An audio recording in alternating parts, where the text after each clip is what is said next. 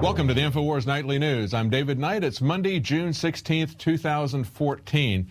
Now, in the news today, we see a combination of two factors, both of them designed to take America down, economically as well as socially, culturally, a total collapse. I think this is highlighted by the article we have on Infowars today from Michael Snyder.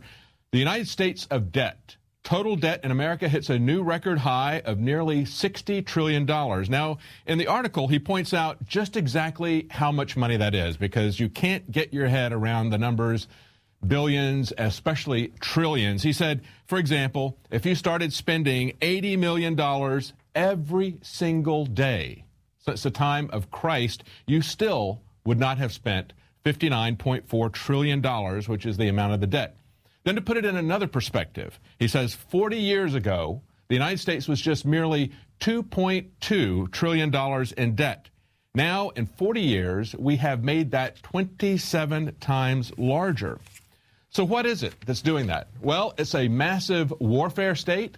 We should think about that as we see the collapse in Iraq and we reflect on the policies that brought us there, the lies, the distortions that brought us there, and the futility of what we've done in every one of these continuous wars going back to the end of World War II.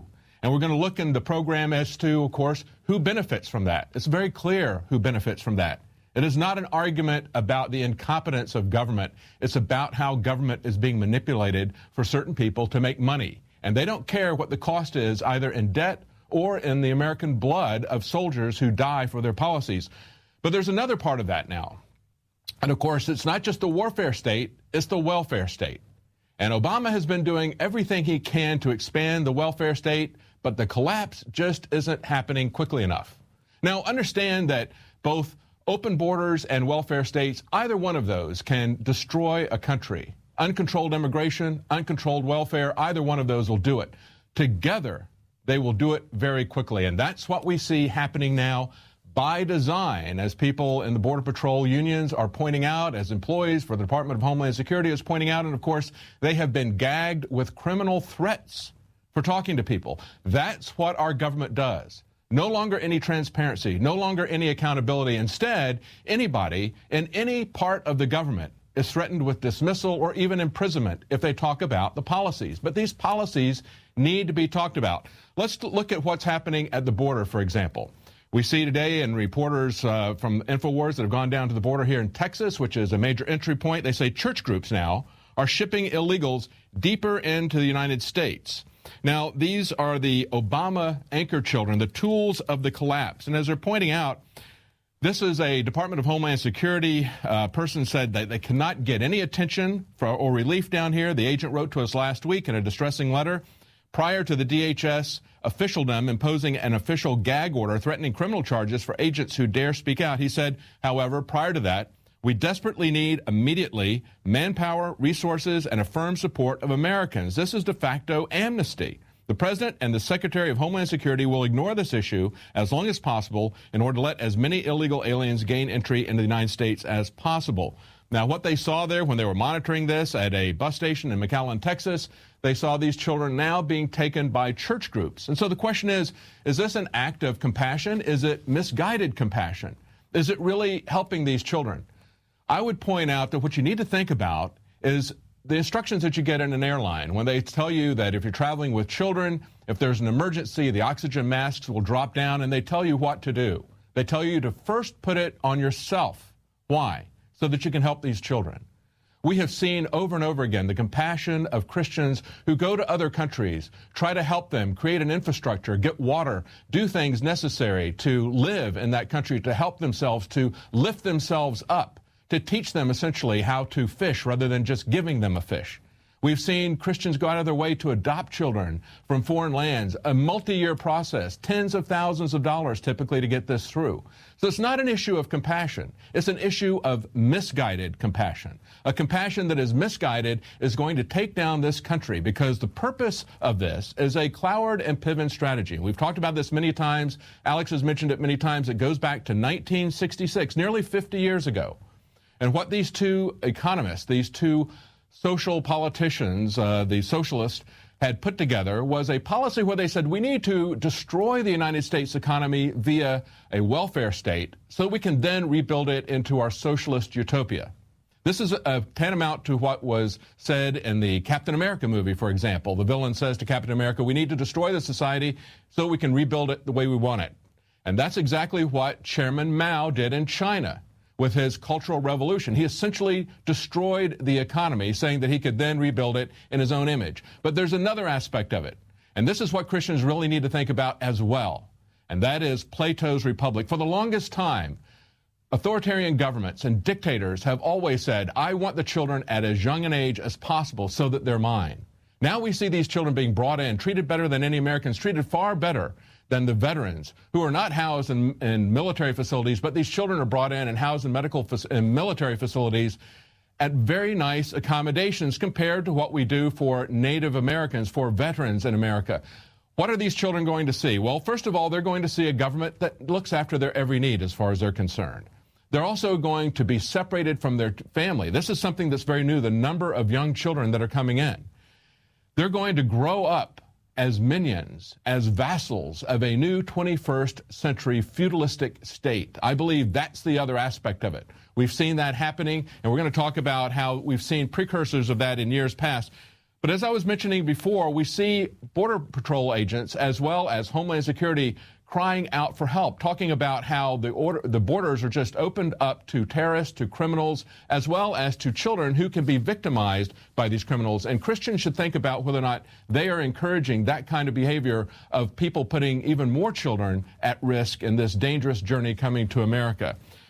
But we also see today Huffington Post carrying a story about the Border Patrol Union, who has said that they believe that this is intentional. The Border Patrol Union has said they believe this is an intentional policy of the Obama administration, not just reacting to an emergency situation.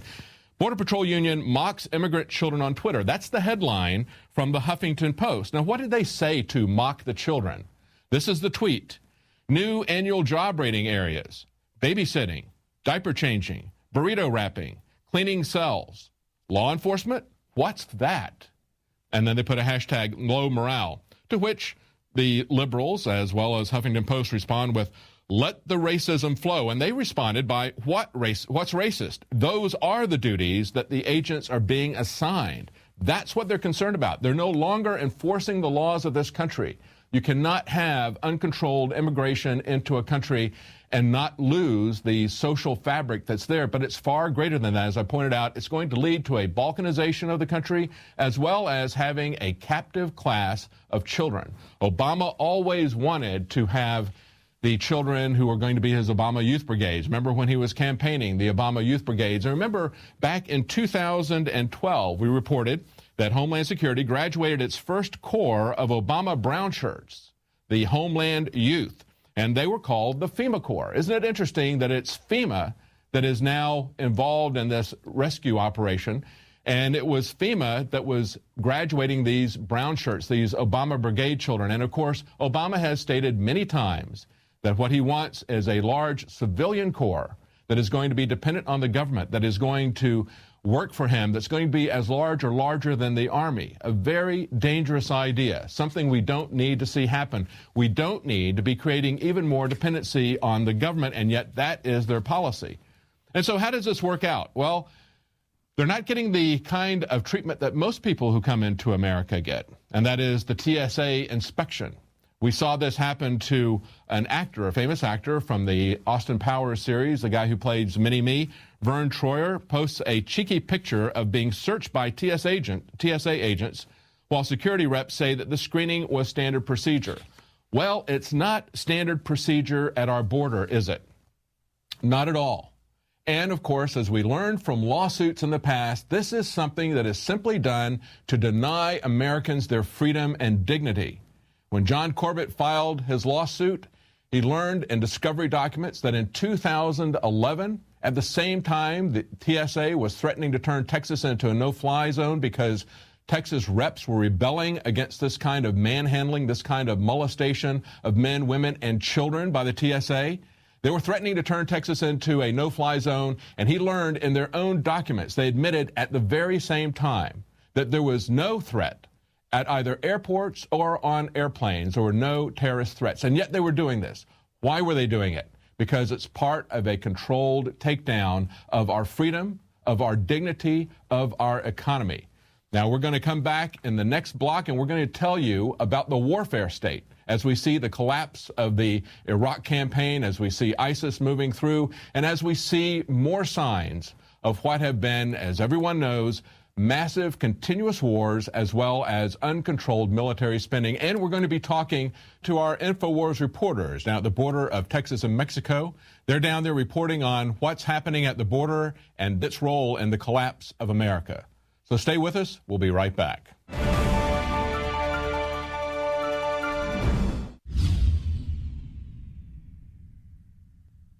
Hi, I'm Dr. Edward Group. Today I'd like to talk about the war on women. You've experienced and heard about the benefits of super male vitality. Now, the new formula has arrived.